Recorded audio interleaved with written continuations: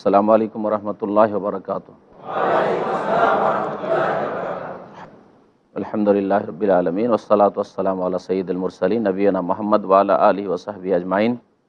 আম্মা বাদ, ফাউযু বিল্লাহি মিনাশ শাইতানির রাজিম। বিসমিল্লাহির রহমানির রহিম। ওয়াল মুরসালাতি উরফা আল আসিফাতি আসফা ওয়ান নাশিরাতি নশরা ফাল ফারিকাতি ফারকা ফাল মুলকিয়াতি যিকরা উযরান আও নুজরা। আল্লাহ পাকের সমস্ত প্রশংসা যে আল্লাহ পাক রব্বুল আলমিন একমাত্র সৃষ্টিকর্তা এবং তিনি যা কিছু চান তাই করেন, আর তার ইচ্ছার বিরুদ্ধে কোনো কিছু হয় না। সালাত এবং সালাম নাযিল হোক নবী মুহাম্মদ রাসূলুল্লাহ সাল্লাল্লাহু আলাইহি সাল্লামের উপর, যাকে আল্লাহ পাক রব্বুল শেষ রাসূলকে প্রেরণ করেছেন। আমরা তাফসীর করব সূরাতুল মুরসালাতের।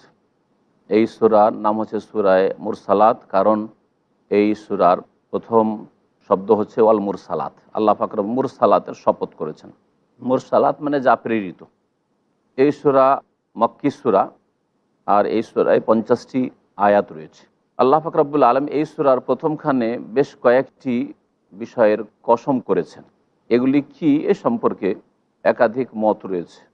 যেটা প্রসিদ্ধ মত, ইমাম ইবনে কাসির রহমতুল্লাহ আলাইহি, ইমাম ইবনে জারির, তারা তাদের তাফসিরে এটাকেই ঠিক বলেছেন। সেটা হচ্ছে যেই বিষয়গুলির আল্লাহ কসম করেছেন সেগুলি সবগুলির উদ্দেশ্য হচ্ছে বাতাস, বাতাসের বিভিন্ন গুণ বা বিভিন্ন অবস্থা এখানে উল্লেখ করে আল্লাহ পাক রব্বুল আলামিন বাতাসের শপথ করেছেন। আর কেউ কেউ বলেছেন না, এগুলি মালায়েকা ফেরেশতাদের গুণ, যেই ফেরেশতারা ওহী করে থাকেন, যে ফেরেশতার বিভিন্ন কাজ করে থাকেন, এগুলিকে বোঝানো হয়েছে। আল্লাহু আলাম। আল্লাহ পাক রব্বুল আলামিন ইরশাদ করছেন ওয়াল মুরসালাতে উরফা, পরপর পাঠানো বাতাসের শপথ। আল মুরসালাতে উরফা, মুরসালাত প্রেরিত, এমন বাতাসের শপথ করছি আমি আল্লাহ, যা আল্লাহর পক্ষ থেকে প্রেরিত, আল্লাহ পাঠিয়ে থাকেন উরফান, উপকারের উদ্দেশ্যে। অর্থাৎ এমন বাতাসের শপথ করছি যেই বাতাস মানুষের জন্য উপকার করে, অপকার করে না, কল্যাণ রয়েছে যে বাতাসে। ফাল আসিফাতি আসফা, অতঃপর সেই বাতাসের শপথ করছি যেটা এমন, যা প্রচণ্ড বেগে বয়ে যায়।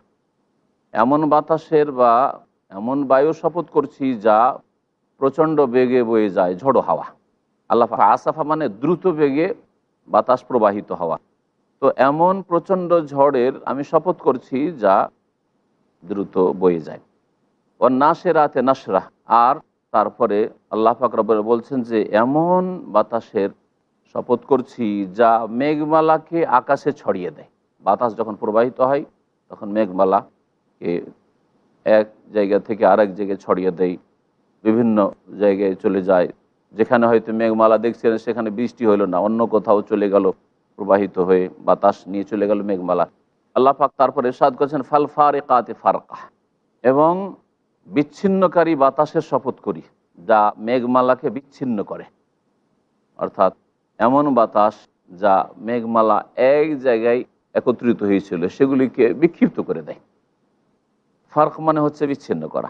ফাল মুলকিয়াতে যিকরা, অতঃপর আল্লাহ পাক বলছেন যে মানুষের অন্তরে পৌঁছে দেয় আল্লাহর স্মরণ। ফাল মুলকিয়াতে যিকরা, অর্থাৎ এমন মালাইকাদের, এখানে মালাইকে বলা হয়েছে বিশেষ করে, যে ওই সব মালাইকাদের শপথ করছি যারা মানুষের অন্তরে আল্লাহ পাকের স্মরণ পৌঁছে দেয়।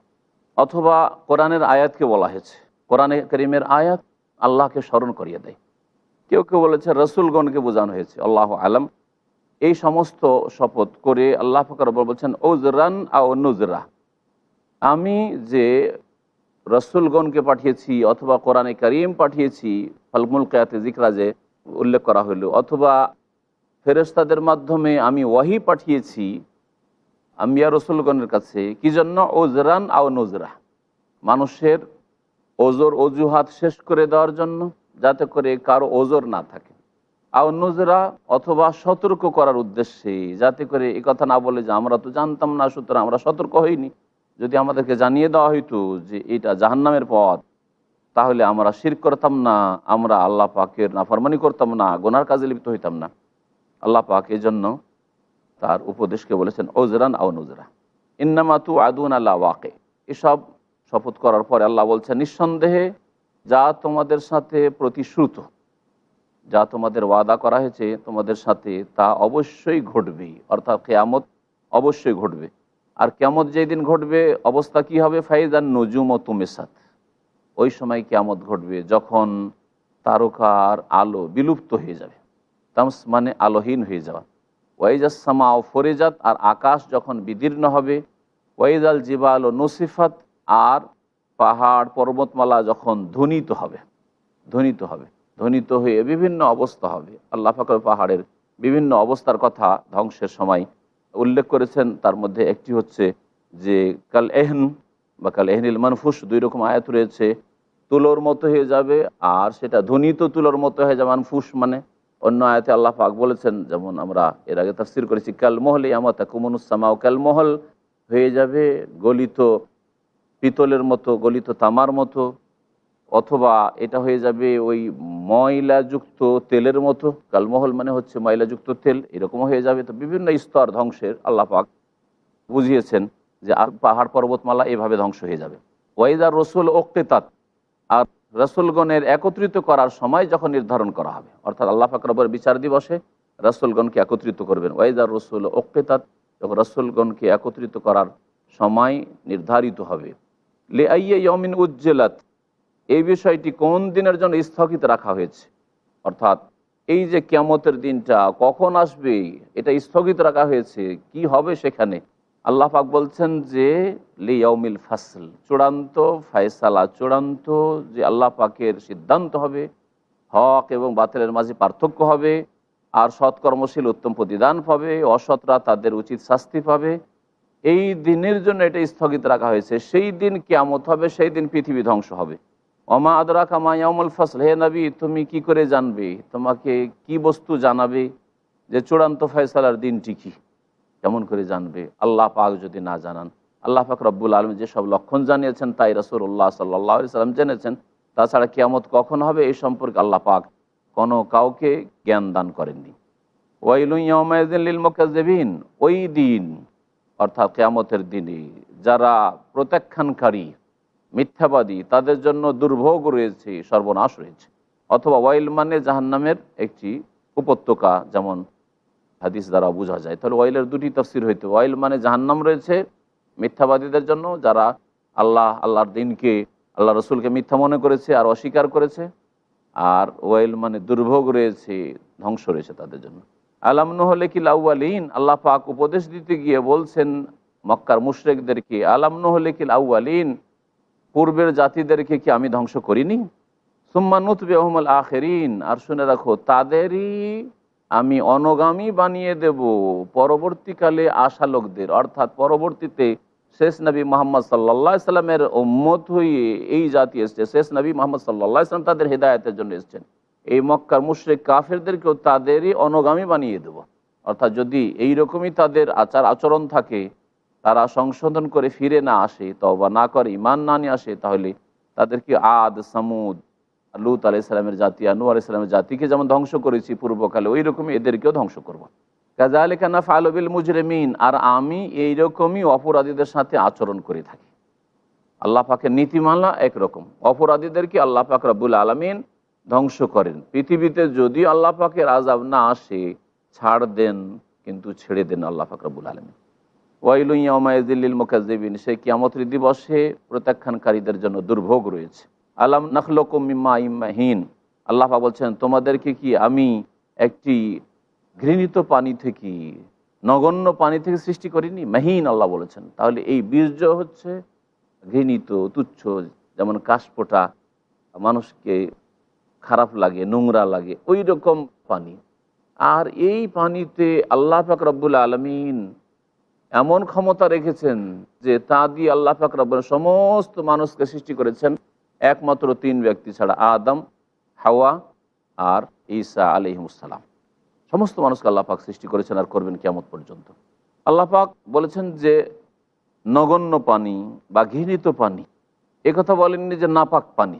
ফাজআলনাহু ফি কারারিম মাকিন, এবং এই বীর্যকে, এই নগণ্য পানিকে আমি বড়ই মজবুত স্থানে জায়গা দিয়েছি, অর্থাৎ জরায়ুতে, রাহেমের মধ্যে। মাতৃগর্ভে আল্লাহ পাক স্থান দিয়েছেন এলাকাদারি মালুম, এক নির্ধারিত সময় পর্যন্ত, 6 থেকে নিয়ে 9-10 মাস পর্যন্ত। সর্বনিম্ন গর্ভধারণের সময় হচ্ছে 6 মাস, আর সর্বঊর্ধ্বে হচ্ছে 9 বা 10 মাস। আল্লাহ পাক বলছেন যে ফাকাদার না ফানেমাল কাদেরুন, আর আমি সুপরিমিত করেছি। কাদার না, আমি তাদের গঠনকে করেছি সামঞ্জস্যপূর্ণ, সুপরিমিত, যেমন যেখানে লাগে ওইভাবে আল্লাহ পাক রব্বুল আলামিন সৃষ্টি করেছেন। একটু পার্থক্যের সাথে কোনো মানুষকে আল্লাহ যদি সৃষ্টি করেন, এই আঙ্গুল যে রয়েছে তার সাথে একটা যদি আল্লাহ বাড়িয়ে দেন তো খারাপ লাগবে, হাতটা যদি অন্য জায়গায় সেট করে দেওয়া হয় তো খারাপ লাগবে, দেখতেই ভালো লাগবে না। ওয়াইলু ইয়াউমা ইযিল্লিল মুকাজ্জিবিন, সেই দিন কিয়ামতের দিবসে দুর্ভোগ রয়েছে, ধ্বংস রয়েছে, বা ওয়াইল নামক জাহান্নাম রয়েছে প্রত্যাখ্যানকারীদের জন্য। এই আয়াতটি বারবার করে এই সূরায় উল্লেখ করা হয়েছে, এই জন্য যে প্রত্যেকবার এক একটি বিষয় উল্লেখ করা হয়েছে, আর প্রত্যেকটি বিষয় সম্পর্কে কাফের মুশরিকরা যেহেতু অস্বীকার করে, অবিশ্বাসীরা অস্বীকার করে, সুতরাং বারবার করে এই কথাটি বলা হয়েছে যে দেখো, যারা অস্বীকারী, অমান্যকারী, প্রত্যাখ্যানকারী, তাদের জন্য দুর্ভোগ রয়েছে। এখানে অল্প সময়ের বিরতি দিয়ে আমরা আমাদের তাফসীরের দিকে আবার ফিরে আসব।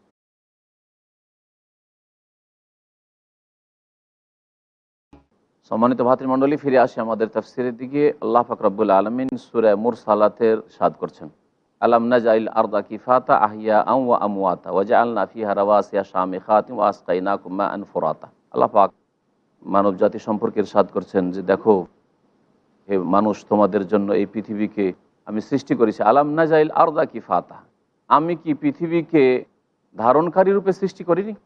আহিয়া ও আমওয়াতা, জীবিতদেরও আর মৃতদেরও। এই পৃথিবী, এই মাটি জীবিতদেরকেও ধারণ করে আর মৃতদেরকেও ধারণ করে। জীবিতদেরকে চলার শক্তি দিয়ে থাকে, এই মাটির ওপর চলতে পারে, বসবাস করতে পারে, বসবাসযোগ্য আমি করেছি। এই মাটির ওপরেই চলাফেরা করতে পারে, আর কোথাও গিয়ে সূর্য চন্দ্রে বসবাস করতে পারে না।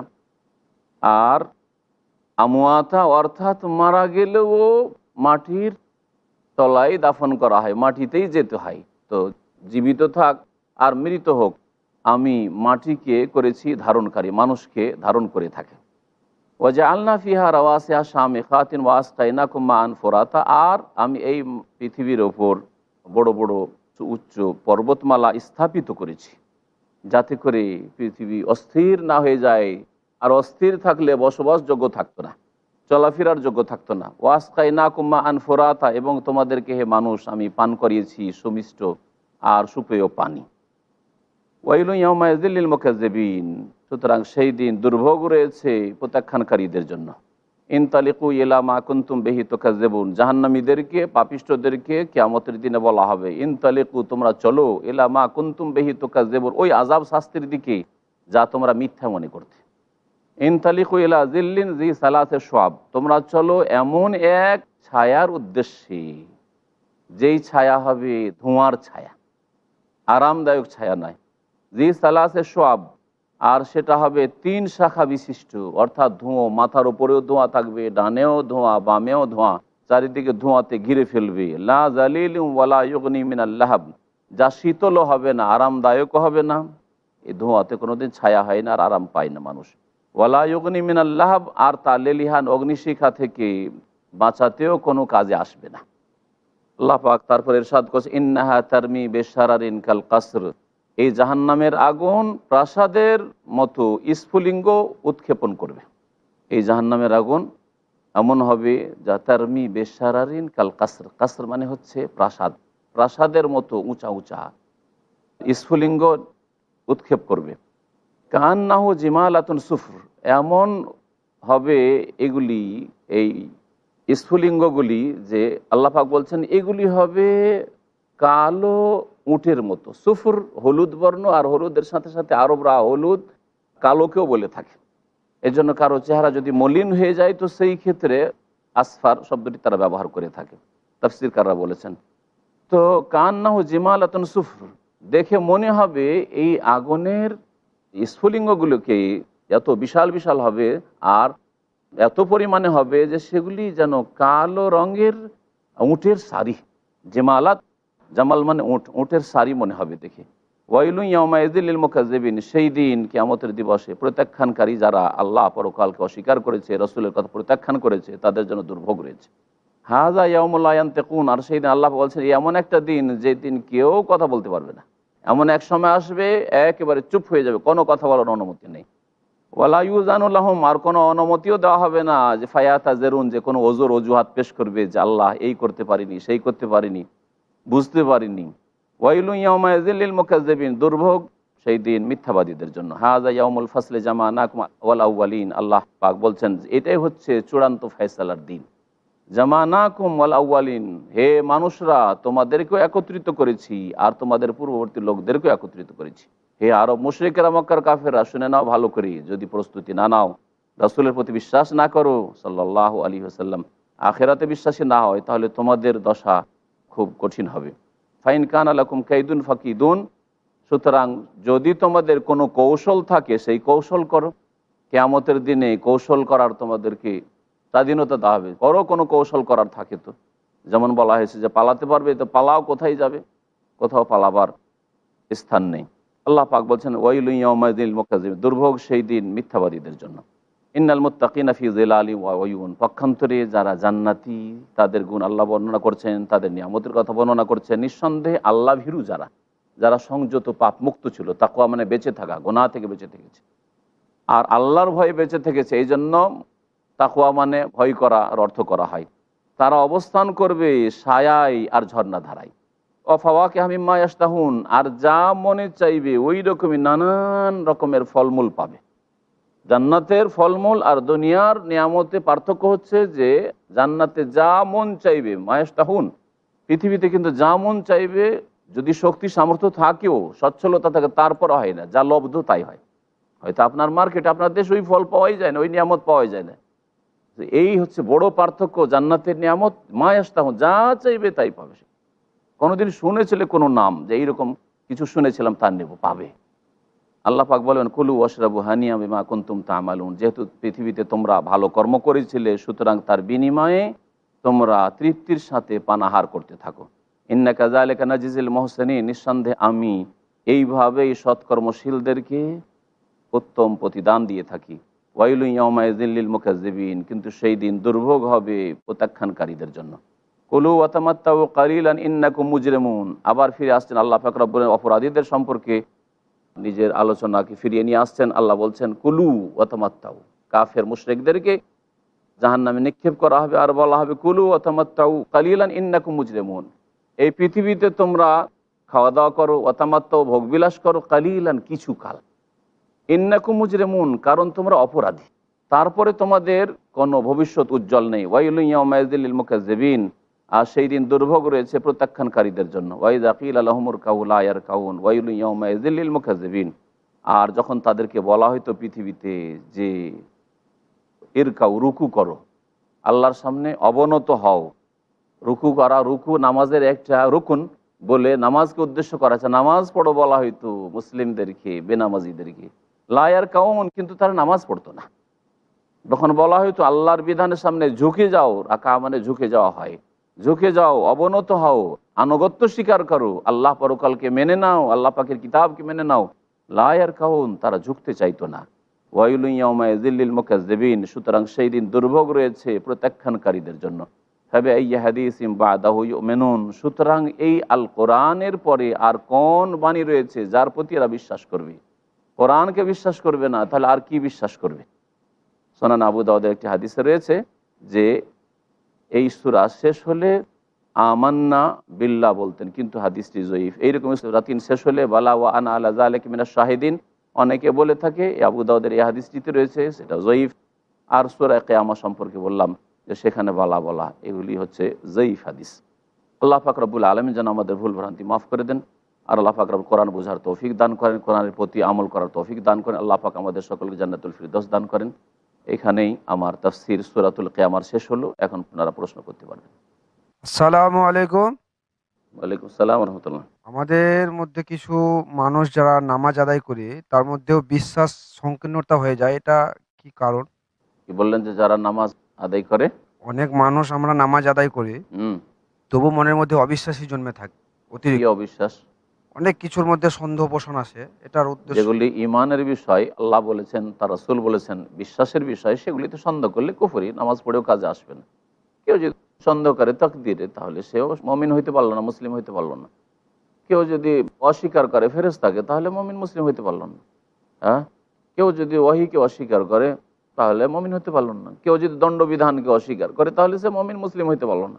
নামাজ পড়ে আর বলছে না আজকালকার মডার্ন মুসলিম অনেকে, হ্যাঁ, যে দণ্ডবিধানটাই তো বর্বরতা, তাহলে এই একটাই কথা কুফরি, চিরকালে জাহান্নামে থাকার জন্য যথেষ্ট। সুতরাং সন্দেহ যাতে না থাকে। আল্লাহ পাকের দিন, আল্লাহ সৃষ্টি করেছে তার বান্দাদেরকে, তার বান্দাদের জন্য কোন রকমের জীবন বিধান উপযোগী হবে আর তাদের জীবনকে সুন্দর করে তুলবে আল্লাহ ভালো জানেন। সুতরাং আল্লাহ পাকের সব কিছুতেই প্রজ্ঞা রয়েছে। আল্লাহর নাম হাকিম। এই জন্য আল্লাহ যা বলেছেন, সংবাদ দিয়েছেন, আমরা বুঝি আর না বুঝি বিশ্বাস করতে হবে। আল্লাহর কথা, তার রাসূলের কথা মিথ্যা নয়। আর যা আদেশ নিষেধ দিয়েছেন তাও মানতে হবে। এখন প্রত্যেকটি ক্ষেত্রে যুক্তি, এই যে গরুর গোস্ত কেন হালাল আর কুকুরের গোস্ত কেন হারাম, শুকুরের গোস্ত কেন হারাম, প্রত্যেকটার হেকমত বলতে হবে। আল্লাহ পাক এই দায়িত্ব নিয়ে, তুমি বান্দা, তুমি হয় মুসলিম হও মানে আত্মসমর্পণ করো, মেনে নাও আমার, আর না হলে অস্বীকার করো। এর একটা পথ। সুতরাং আপনি কোনো ক্ষেত্রে সন্দেহ করবেন যে কি জানি আমার এটা বুঝে আসে না, আল্লাহ পাক যদি স্পষ্ট বলে থাকেন তাহলে এটা আপনার চলবে না। জি, এটা আপনার ঈমান ভঙ্গ করে দিবে। আসসালামু আলাইকুম। ওয়ালাইকুম আসসালাম রহমতুল্লাহ। শেখ, আমার প্রশ্ন হলো, আমরা যখন জামাতবদ্ধ অবস্থায় ইমামের পিছনে নামাজ পড়ি, অনেক ভাই সূরা ফাতিহা পড়েন না, কারণ বলেন যে যখন কোরআন তেলাওয়াত হয় তখন চুপচাপ সেটা শুনতে হয়। সূরা ফাতিহা নামাজে পড়তে হবে, সবাইকে পড়তে হবে, এটাই ঠিক। সবাইকে পড়তে হবে সূরা ফাতিহা, এটা হচ্ছে ঠিক, আর এটাই সহিহ হাদিস। আর কোরআন পড়লে চুপ থাকো, এটা হচ্ছে আম নির্দেশ আল্লাহ পাকের। যে কোনো সময় যখন কোরআন তেলাওয়াত হবে তখন চুপ থাকো, কিন্তু বিশেষ অবস্থায় সূরা ফাতিহার ক্ষেত্রে ব্যতিক্রম রয়েছে। কারণ নবী সাল্লাল্লাহু আলাইহি ওয়াসাল্লাম বলেছেন, লা সালাতা লিমান লাম ইয়াকরা বিফাতিহাতিল কিতাব, যে সূরা ফাতিহা পড়ে না তার সালাত হয় না। আসসালামু আলাইকুম। ওয়ালাইকুম আসসালাম রহমতুল্লাহ। স্যার, আমরা ছোট থেকে শুনে আসছি যে সৃষ্টির কসম খেতে নেই, স্রষ্টার কসম খেতে আছে। কিন্তু আপনি এখানে বললেন যে খুদ স্রষ্টাই সৃষ্টির কসম খেয়েছে, এটা কতদূর কি বাবা? কি করেছেন? আল্লাহ পাক হাওয়ার কসম খেয়ে কি বলেছে বললেন আপনি? এটা তো আল্লাহ কসম হাওয়াটা করেছে। তো একটা সৃষ্টি নাকি? বান্দা মানুষ আল্লাহর কসম খাবে, কথা জি বুঝেছেন? জি। বান্দা তার স্রষ্টার কসম করবে, শপথ করবে, কোন সৃষ্টির কসম করবে, বাপের না, দানার নয়, চাকরির না, স্ত্রীর না, ছেলের না, মেয়ের না, বোঝা গেছে, দেবদেবীর না, পীর ওলির না, নবীর না, বোঝা গেছে। সৃষ্টির কসম করা শিরক। আর তাওহীদ শিরক, এটা মানুষের ক্ষেত্রে, মানুষকে আল্লাহ পাক ইবাদতের জন্য সৃষ্টি করেছেন। আল্লাহ পাক তার সৃষ্টির মধ্য থেকে যার ইচ্ছা, যে বস্তুর ইচ্ছা কসম করেছেন, আল্লাহ পাক তার সৃষ্টির মধ্যে থেকেই তো কসম করেন। সময় শেষ হয়েছে। আল্লাহ পাক রব্বুল আলামিন যেন আমাদের গুনাহ খাতা মাফ করে দেন, ভুল ভ্রান্তি মাফ করে দেন। আল্লাহ পাক আমাদের রহম করেন। ওয়া সাল্লাল্লাহু আলা নবিয়িনা মুহাম্মদ ওয়া আলা আলিহি ওয়া সাহবিহি আজমাইন।